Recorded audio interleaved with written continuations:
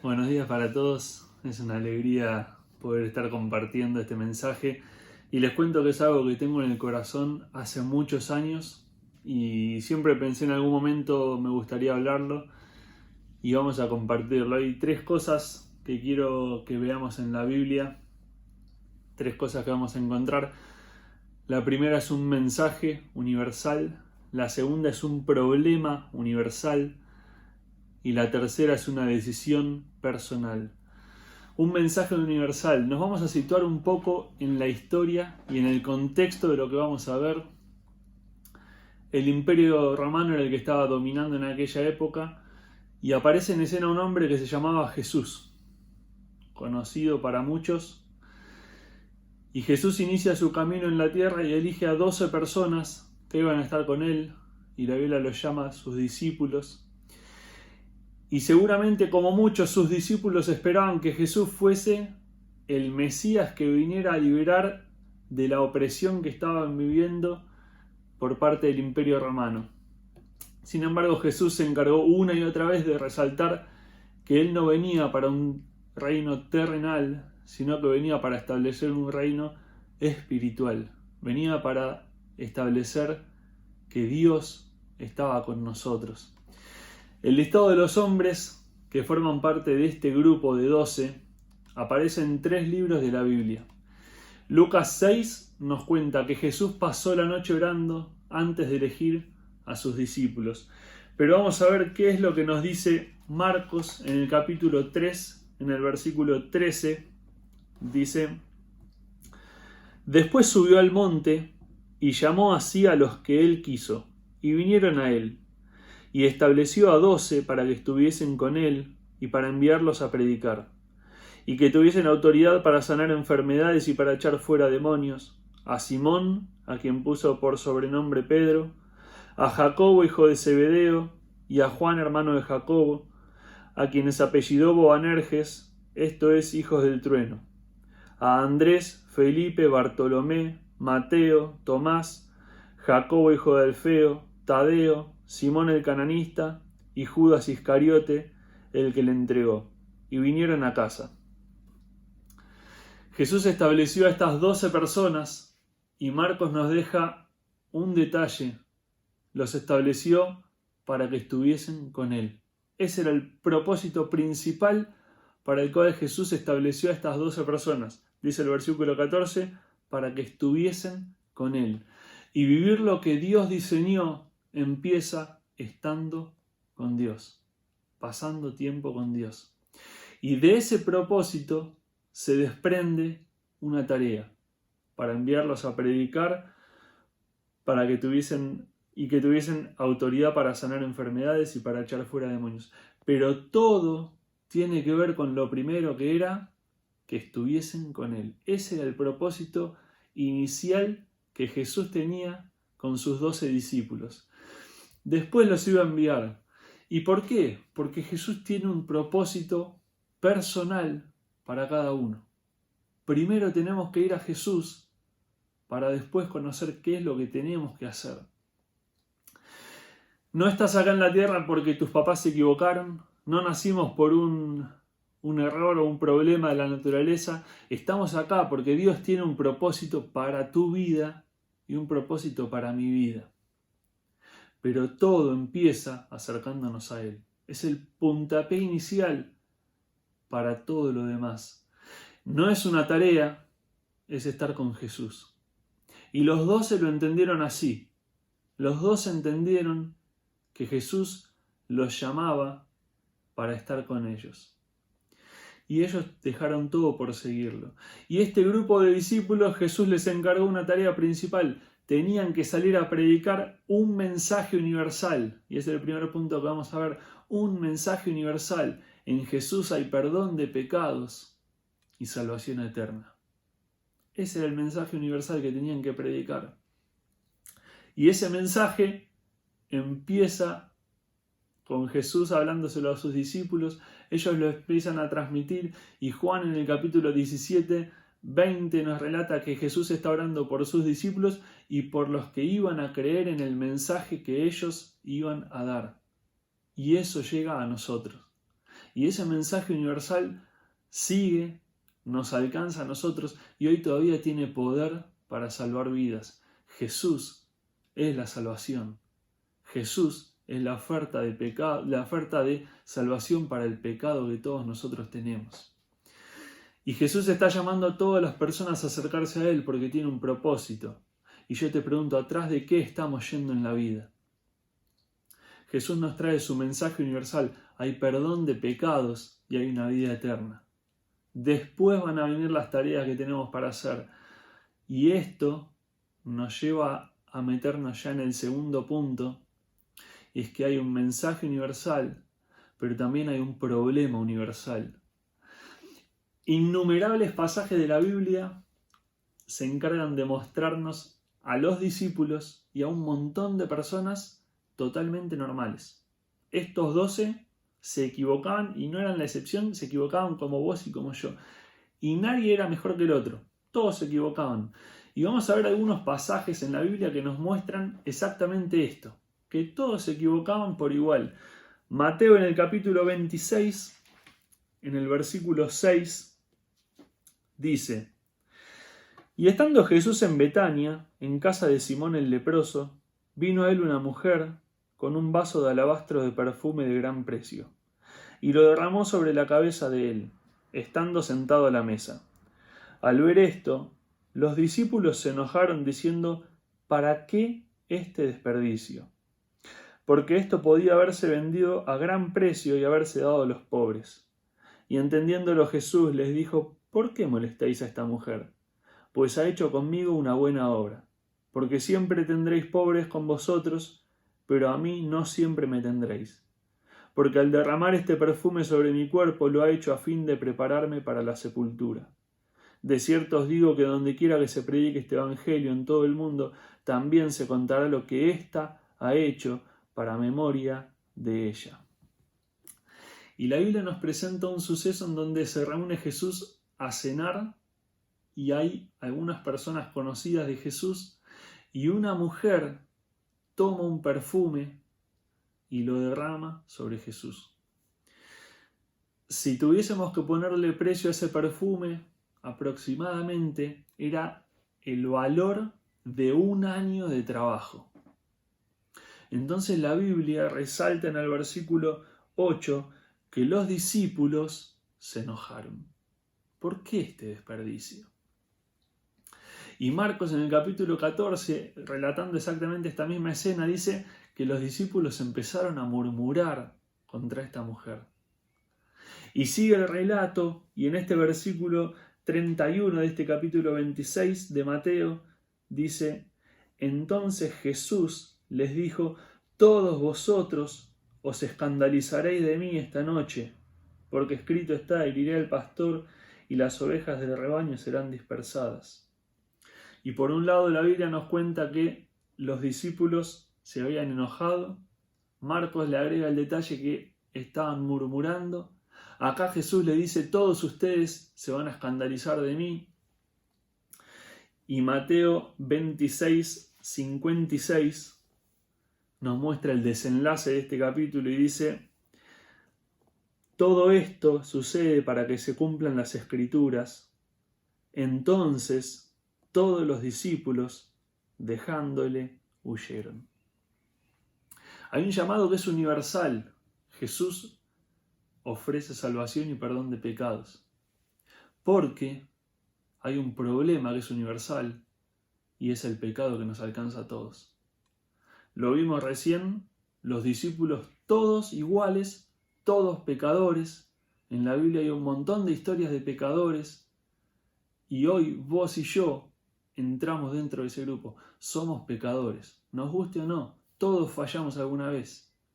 Y para eso vino el Señor Jesús. Y tranquilamente nuestros nombres podrían estar escritos en este listado de los discípulos. Tranquilamente podríamos ser uno más de ellos porque nosotros nos equivocamos igual que ellos.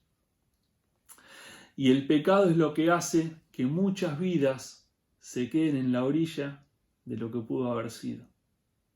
El pecado se encarga de arruinar las vidas. El pecado deja inconclusas muchas vidas de las cuales nos preguntamos ¿qué hubiera sido? de tal persona. Dios tiene planes para todos, pero el pecado se encarga de que nosotros rechacemos a Dios. El pecado que todos tenemos nos hace rechazar a Dios. Y el pecado arruina las vidas. Y por ahí vos sentís que tu vida está totalmente arruinada. Y por ahí vos sentís que tu vida ya no tiene ningún valor. Y el Señor Jesús, dice la Biblia, que deja el cielo para venir a buscar y a salvar a los que estaban perdidos. Y surgen muchas preguntas. ¿Qué podría haber pasado si esta persona tomaba esta o esta otra decisión? ¿Qué hubiera sido de él si elegía este otro camino? ¿Qué hubiera pasado con aquella mujer? Y así podemos pensar un montón de personas cuyas vidas quedaron arruinadas y quedaron truncadas por el pecado. Se frenaron. Se desperdiciaron esas vidas. Y por ahí a vos y a mí se nos vienen un montón de personas a la cabeza y no nos gustaría formar parte de ese grupo de personas cuyas vidas quedaron arruinadas por completo, pero es una realidad. El pecado arruina la vida. El pecado destroza la vida. La sociedad es un reflejo de las vidas en pecado. La sociedad es un reflejo de haber rechazado y haberle dado la espalda a Dios. Y la Biblia se encarga una y otra vez de recalcar: todos somos pecadores. Todas las personas que pasamos por esta tierra somos pecadores.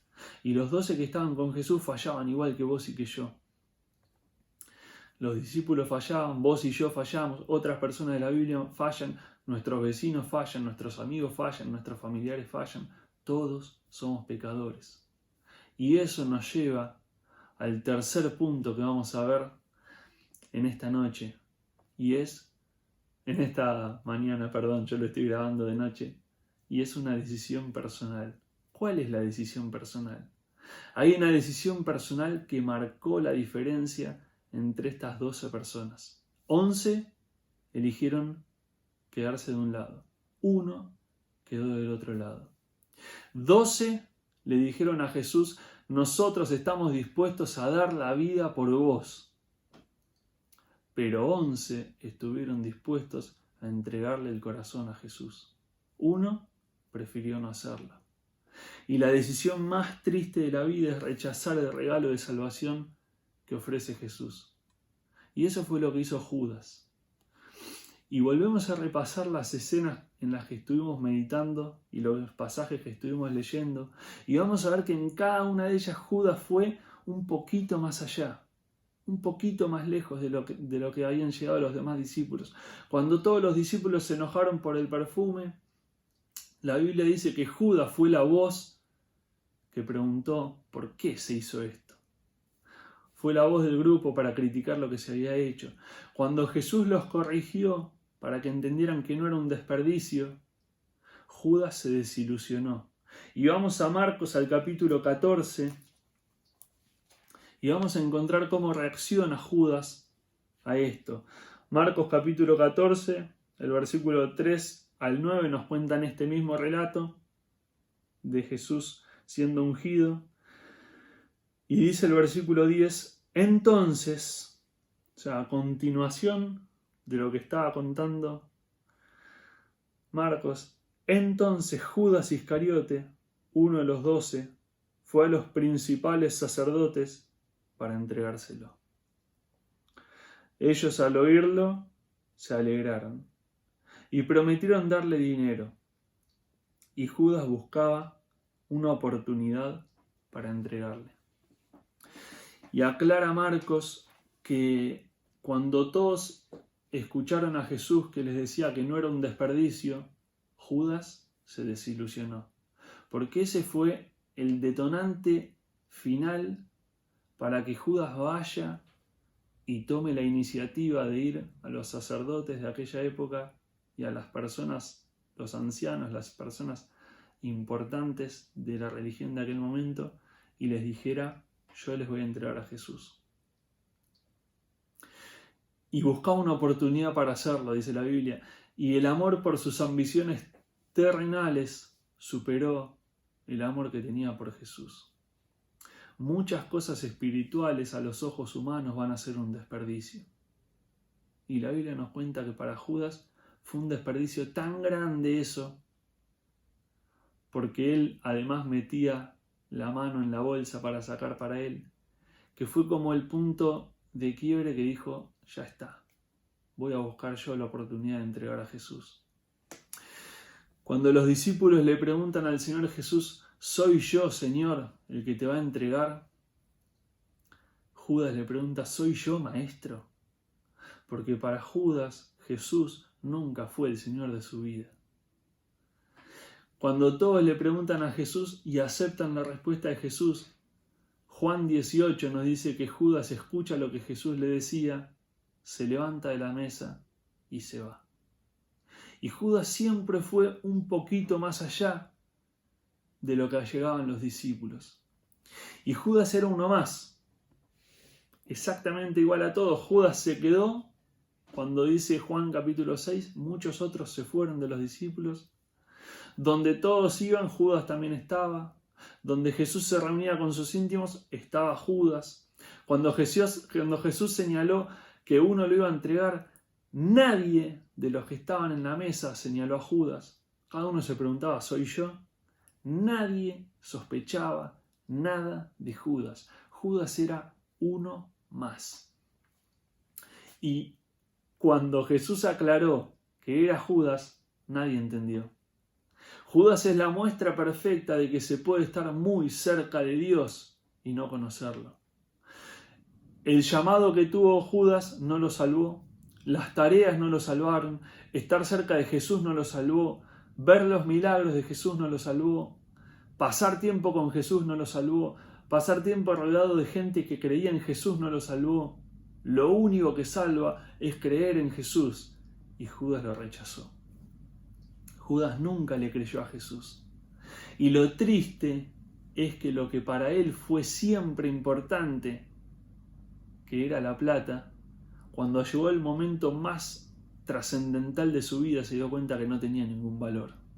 Y lo que había conseguido por entregar a Jesús no le servía para nada.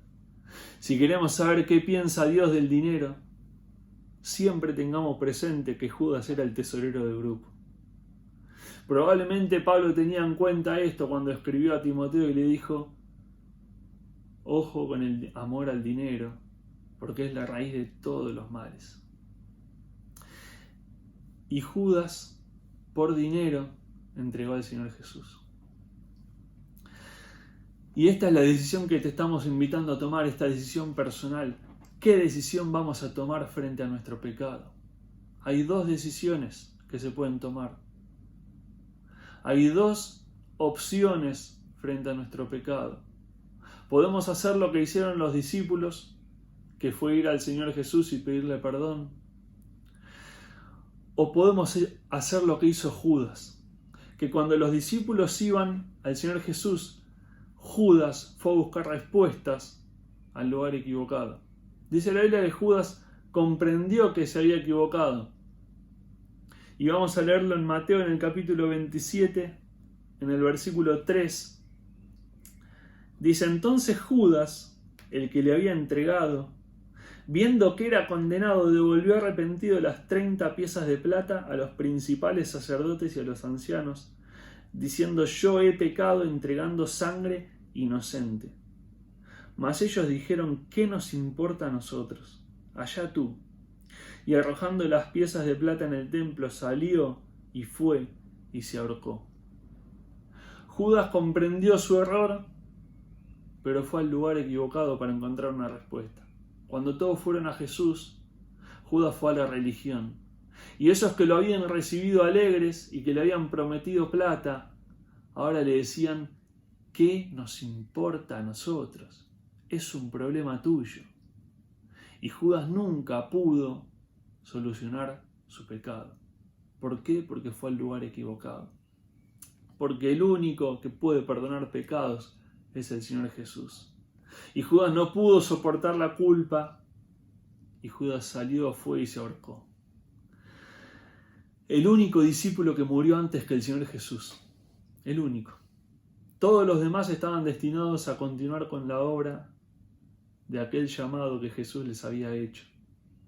Todos los demás eran iguales, tenían el mismo problema, pero los 11 decidieron ir a pedirle perdón a Jesús por sus pecados y Judas decidió ir a la religión y la religión lo condenó, porque es lo que siempre hace la religión.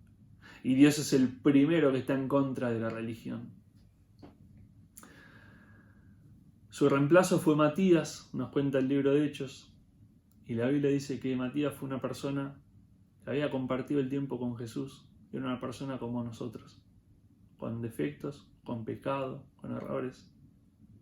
Pero Matías hizo su obra porque creyó en Jesús de corazón. Y todavía hay esperanza. Por ahí vos ves la historia de Judas y decís, tenemos mucho para criticar. No, tenemos mucho para aprender de la historia de Judas. No tenemos que criticarlo. Hay esperanza porque todavía nos espera con los brazos abiertos el amigo de pecadores. Ese que dice la Biblia, por una oveja es capaz de dejarlo todo, ir a buscarla, cargarla sobre sus hombros y volver a traerla contento al redil. Ese que dice la Biblia es el Rey de Reyes y el Señor de Señores, pero tenía olor a pecadores porque se juntaba con ellos. Ese Jesús es nuestra esperanza.